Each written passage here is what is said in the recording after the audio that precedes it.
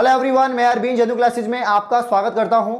College exam में आप copy में कैसे लिखें, किन बातों का ध्यान रखें जिससे आपके एक भी नंबर नहीं कटे, और आपका अच्छा प्रेजेंटेशन कैसे होना चाहिए, किन बातों को आपको ध्यान रखना है जिससे कि आपकी गलतियां नहीं हो, आपकी त्रुटियां नहीं हो।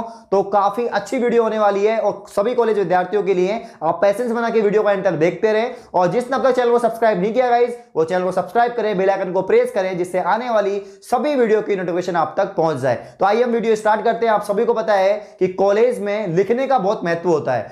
स्कूल में तो हम फिर भी कैसे भी लिख के पास हो जाते हैं, लेकिन कॉलेज में लिखने का बहुत वो है, क्योंकि जितना ज्यादा आप अच्छा लिखोगे ना उतने ही आपके बढ़िया नंबर मिलते हैं। क्योंकि कॉलेज के टीचर्स को कॉपी चेक करने के लिए ज्यादा टाइम होता नहीं है, कॉपियों के बंडल काफी बड़े होते हैं और चेक करने का समय बहुत कम मिलता है। तो यहां पर आपका प्रेजेंटेशन ही इंपॉर्टेंट होता है कि आपने कैसे लिखा है, उसी के बेसिस पे ज्यादा तरीके से आपको नंबर दिए जाते हैं। आपने क्या लिखा है वो तो इंपॉर्टेंट करता ही है, लेकिन आपने किस तरीके से लिखा है यह भी बहुत बड़ी बात है। कुछ बातें मैं आपको बताने वाला हूं जिनको आपको ध्यान में रखना है। अगर आपने ये बातें ध्यान में रख ली तो आपको इस बार टॉप करने से कोई नहीं रोक पाएगा। आपके कुछ भी गलतियां नहीं होंगी। आपको जितने नंबर में आपने लिखा है, जितने नंबर का क्वेश्चन आपने किया है, उतने ही नंबर आपको मिल जाएंगे। तो यहां पर आपको सबसे बड़ी गलती जो हम करते हैं, काफी बच्चे क्वेश्चन भी पूछते हैं और मेरा खुद का भी मैं एक्सपीरियंस बताना चाहूंगा। जैसे कि 5 यूनिट आती है एक पेपर के अंदर।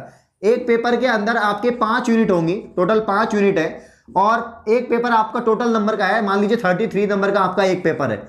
अब ये 33 और 5 यूनिट है टोटल। तो अगर आपको first unit, second unit, third unit, fourth unit और फिफ्थ यूनिट, अब ये डिपेंड करता है कि कभी काफी बार क्या होता है, हमें आता तो है लेकिन जब हम स्टार्टिंग में पेपर लिखने के लिए बैठते हैं, तब हम पेपर स्टार्ट करते हैं तो उस समय हमें कुछ चीजें याद आती है, कुछ चीजें नहीं आती, कुछ बाद में याद आता है कि यार मैंने ये पढ़ा था तो मैं इसको ऐसे लिख सकता हूं। तो जो चीज आपको सबसे पहले आ रही है, और ज्यादातर क्या होता है कि पहली यूनिट होती है जो सबको आती है, किताब की पहला चैप्टर, किताब का पहला चैप्टर, किताब की पहली यूनिट, ये हमेशा हमें याद रहती है। तो हो सकता है कि आपकी पहली यूनिट काफी अच्छी हो, काफी बच्चों की नहीं होती है। क्योंकि जैसे ऑर्गेनिक केमिस्ट्री की मैं बात करूं तो ऑर्गेनिक केमिस्ट्री में पहली यूनिट सबसे टिपिकल होती है। मैं हमेशा पहली यूनिट को करता ही नहीं था, मैं तो लास्ट से स्टार्ट करता था या बीच में से कोई यूनिट करता था। तो अगर आपको जो भी यूनिट अच्छे से आ रही है स्टार्टिंग में, क्योंकि क्या होता है स्टार्टिंग में आपको करीब 3 या 4 पेज तो अच्छे से लिखने हैं, जिसको लगना चाहिए एग्जामिनर को कि यार बंदे ने अच्छा लिखा है और काफी अच्छी इसकी हैंडराइटिंग है, काफी सुंदर सुंदर तरीके से आपने लिख रखा है। तो अगर आपका प्रेजेंटेशन स्टार्टिंग के पेजों में बढ़िया हो गया तो आप मतलब आपको पूरे में से पूरे नंबर मिल जाएंगे, कोई दिक्कत नहीं है। तो स्टार्टिंग के 4 या 5 पेज आपको अच्छी हैंडराइटिंग लिखनी है और आपको बढ़िया प्रेजेंटेशन करना है। तो आपको उस यूनिट को अच्छी मतलब कि अटेम्प्ट करना है जिसमें आपके अच्छे से आपको आ रहा है उसका आंसर। जैसे कि आपको 5th में आ रहा है तो आप पहले 5th यूनिट को लिख देंगे, यहां पर लिख देंगे यूनिट, और यूनिट लिखने के बाद यहां पर 5th लिख दिया। इसमें से आपको 2 क्वेश्चन मिलेंगे, 2 क्वेश्चन मिलेंगे, 2 में से आपको एक क्वेश्चन करना होगा। तो एक आप वो वाला अटेम्प्ट करें जो आपको सबसे अच्छे से आ रहा है, जो सबसे अच्छे से आपको आ रहा है उसको आपको अटेम्प्ट करना है, और आपका प्रेजेंटेशन बहुत शानदार हो जाएगा स्टार्टिंग के 4 या 5 पेज में। अब जो एक क्वेश्चन होगा काफी बड़ा होगा, क्योंकि 5 या 6 नंबर का आता है, 33 में से देखा जाए एक क्वेश्चन तो आपको 5 या 6 नंबर का होगा।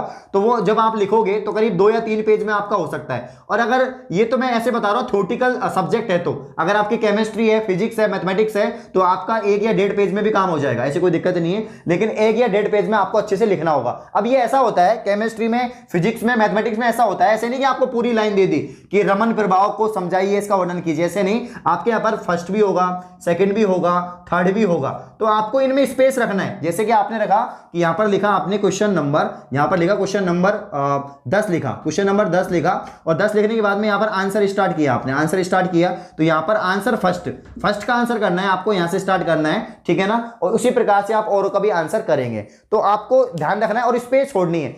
फर्स्ट का आंसर कर दिया तो सेकंड में करीब 1 या 2 लाइन का स्पेस छोड़ेंगे, फिर सेकंड स्टार्ट करेंगे, फिर 1 या 2 लाइन का स्पेस छोड़ेंगे, और फिर थर्ड स्टार्ट करेंगे। मतलब दिखना चाहिए कि आपने अलग अलग आंसर्स किए हैं। काफी क्या करते हैं बच्चे मिक्स कर देते हैं, तो पता नहीं चलता कि कौन सा आंसर आपने कहां किया है। ये काफी बड़ी गलती होती है, तो ये गलतियां आपको नहीं करनी है, पहली बात। दूसरी बात कि आप और पेन भी यूज कर सकते हो। ब्लू पेन तो आप यूज करते ही हो, ब्लू पेन यूज करते हो, इसके अलावा आप ब्लैक पेन भी यूज कर सकते हो हेडिंग बनाने के लिए, टॉपिक को लिखने के लिए। मैंने खुद जब मैं फाइनल ईयर में था तो टॉपिक को अलग दिखाने के लिए मैंने ब्लैक पेन यूज किया था। काफी बच्चे डरते हैं कि यार ब्लैक पेन का यूज नहीं कर सकते, लेकिन आप सभी को बताना चाहूंगा आरयू के अंदर, स्पेशली राजस्थान विश्वविद्यालय के अंदर आप ब्लैक पेन का यूज कर सकते हैं। कॉलेज में क्या होता है, आपको सफिशिएंट टाइम मिलता है। आपका जो पेपर ड्यूरेशन होता है, मतलब टाइम ड्यूरेशन होता है पेपर का, वो 3 आवर होता है, यानी 3 घंटे आपको मिलेंगे। 3 घंटे में आपको पूरा पेपर अटेम्प्ट करना होगा। लगभग आपके 10 क्वेश्चन होते हैं, 10 में से आपको 5 करने होते हैं। 5 क्वेश्चन करने 3 घंटे आपके पास में, आराम से कर लोगे, कोई भी कम समय नहीं है बिल्कुल भी। तो आपको हड़बड़ाहट नहीं मचानी है। जैसे ही आप जाएंगे आराम से पूरा एक बार पेपर पढ़ेंगे। पेपर पढ़ने के बाद में आपको जो क्वेश्चन पहले आ रहे हैं, जो यूनिट आपको पहले आ रही है, उस यूनिट को आप अटेम्प्ट करेंगे और इसी सीक्वेंस में आप सभी क्वेश्चंस को करेंगे। तो बाकी की जो मैंने आपको बताई है छोटी छोटी मिस्टेक आप करते हो, ये आपको नहीं करनी है। अगर आप जल्दीबाजी मचाओगे तो आप क्या करोगे, गलत कर दोगे क्वेश्चंस को, मिस्टेक कर दोगे, तो वो आपको नहीं करनी है। जैसे साइंस के अंदर है या काफी सब्जेक्ट के अंदर आपके स्ट्रक्चर आते हैं, डायग्राम्स आते हैं, तो डायग्राम्स को आप अच्छे से ड्रॉ करेंगे और मतलब गलतियां नहीं करेंगे, नामांकित करेंगे डायग्राम को भी, क्योंकि डायग्राम के भी नंबर आपको मिलते हैं। चाहे वो साइंस सब्जेक्ट हो चाहे कोई सी भी सब्जेक्ट हो, आपको नंबर मिलते हैं। और सबसे बड़ी बात, आपको दिमाग नहीं लगाना है कि पेन से डायग्राम बना दोगे। डायग्राम बचपन से पेंसिल से बनते आ रहे हैं, पेंसिल से ही आपको डायग्राम ड्रॉ करना है, पेंसिल से ही आपको टेबल बनानी है। तो काफी अच्छा इस पे इंपैक्ट पड़ेगा आपका, क्योंकि अगर आप पेंसिल से बना रहे हो तो अगर गलती हो भी गई है, डायग्राम गलत भी बन गया है, तो आप उसको वापस से बना सकते हो, कोई बड़ी बात नहीं है रेज करने के बाद में। और भी काफी सारी चीजें होती है कि जैसे कि आपने कोई यूनिट अटेम्प्ट करी, कोई क्वेश्चन अटेम्प्ट किया और अगर आपको वो नहीं आ रहा है, तो आप क्या करते हो, उसमें एक पैराग्राफ लिख के छोड़ देते हो कि जब आएगा तो बाद में करूंगा। फिर क्या करते हो, आप इस पे छोड़ देते हो कि इतना और लिख दूंगा मैं, और उसके बाद दूसरे पे चले जाते हो। वो गलती आपको नहीं करनी। मेरे साथ भी ऐसा हुआ है। मैंने 1-2 बार किया है ऐसा कि यार मुझे ये क्वेश्चन नहीं आ रहा, तो मैं उसको बीच में छोड़ के दूसरा करने लग जाऊंगा, इतना स्पेस छोड़ के। और जब क्या होता है, जब मुझे याद आ जाता है तो लगता है कि यार ये तो कम पड़ गया। तो आपको ऐसा नहीं करना है, आपको सोचना है, समझना है, पहले जो अच्छे से आ रहा है उस क्वेश्चन को करना है, स्पेस छोड़ना नहीं है। हाँ, छोटे क्वेश्चंस हैं, अगर आपके एमसीक्यूज आए हुए हैं या one liner questions, one liner answer हैं आपके, तो आप जगह छोड़ सकते हो, स्पेस छोड़ सकते हो, इसको बाद में भी कर देंगे। लेकिन मतलब एक बड़े क्वेश्चन के लिए आप अपने हिसाब से छोड़ रहे हो। कभी हो सकता है कि यार आपको ज्यादा आ रहा है और आप कम लिख पा रहे हो, तो वो आपके नंबर कम ही मिलेंगे, फिर ज्यादा मिलेंगे नहीं। आप सभी को पता है जैसे साइंस सब्जेक्ट के जितने भी पेपर होते हैं या कॉमर्स के जितने भी पेपर होते हैं, उसमें वन लाइनर आंसर भी आ जाते हैं कि एक क्वेश्चन के अंदर आपको 5 क्वेश्चंस मिलेंगे, तो एक लाइन में या 2 लाइन में आपको उनके आंसर करने होते हैं। तो आप उनको बाद में करें, क्योंकि उनमें गलतियां हो जाती हैं। आपको लगता है कि यार 5 है, 5 में से मुझे 3 ही आ रहे हैं, तो कर दे तो पूरे 5 ही हैं, तो उनको बाद में अटेम्प्ट करें, क्योंकि उसमें गलती हो सकती है। जो आपका एक बड़ा क्वेश्चन है, जो एक ही लाइन का है, कोई वर्णन वाला क्वेश्चन है या कोई लेख लिखने वाला क्वेश्चन है, उसको पहले करें, क्योंकि उसमें पूरा पैराग्राफ आप लिख सकते हैं, सारे पॉइंट वाइज आप आंसर दे सकते हैं। लेकिन जो अलग अलग क्वेश्चन आए हैं, जो वन लाइनर आंसर है, 2 लाइनर आंसर है, उनको आप बाद में अटेम्प्ट करें, क्योंकि उनमें गलतियां हो सकती हैं। क्योंकि अगर आपको याद है तो उसको लिख दोगे, याद नहीं है तो आप क्या करोगे, तो स्पेस छोड़ोगे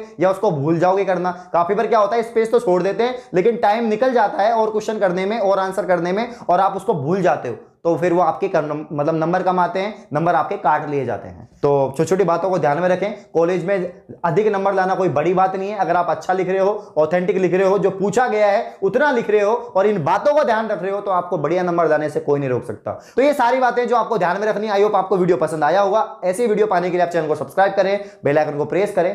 धन्यवाद।